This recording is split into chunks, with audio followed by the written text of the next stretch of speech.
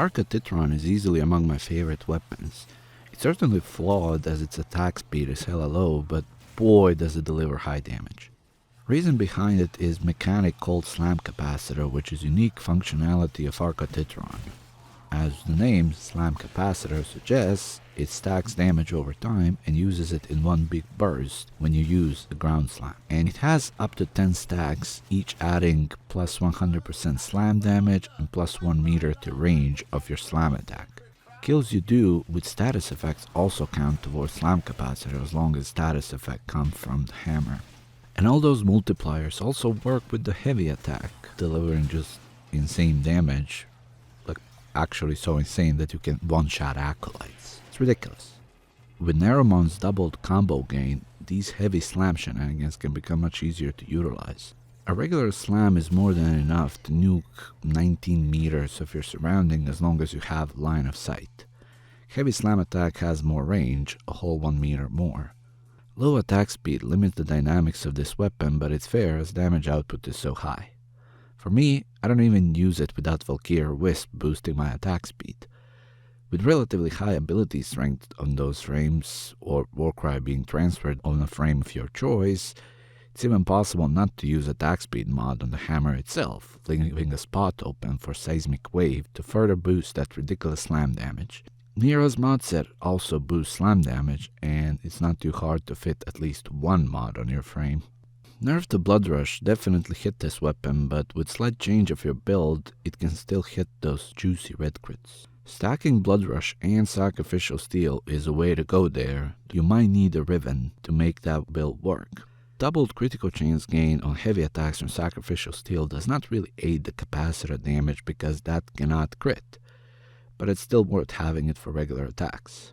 With Blood Rush, Sacrificial Steel, and Gladiator Might, I'm at about 200% total critical chance at 12x combo. That's still not red crit, which is where Arcane Avenger comes in on my Valkyrie to give me those red crits. I do have a strong Riven on this, but if you just put Prime Pressure Point instead of it, you'll still get a very strong output. Since the weapon has very high base damage, I'm not using Condition Overload. Why use it when you one-clap everything? As for my elemental choice here, I went with Corrosive because of that high damage modifier to Ferrite armor. Oddity I've found is that sometimes if you happen to hit an enemy while on your way to slamming the hammer, then capacitor empties on the hit and all stacks are gone, so when you slam, you don't get the capacitor damage. There's one more way Arca can be utilized to an insane scalable level. It has very high status chance, and only slash and impact as damage types.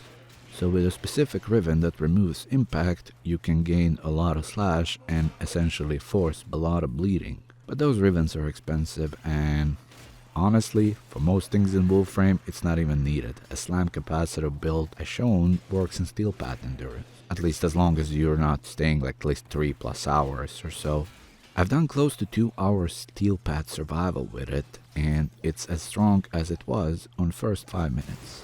You do get to notice that some heavy enemies take more regular hits to kill, but Slam still wipes the room clean, so, just focus on plebs and slam the rest. I want to mention one thing I really like. It's the stance for hammers, Crushing Ruin. You get a lot with it. Multi-hit combos, high damage multipliers, and opportunities for headshots. It's quite flexible, and it's one of my favorite stances since the last melee change. Crushing Ruin has built-in slam attacks in the combo, so you need to learn where they are to not be that guy who prematurely empties the slam capacitor. That's it for this one. I hope you enjoyed it, and I'll see you in the next one.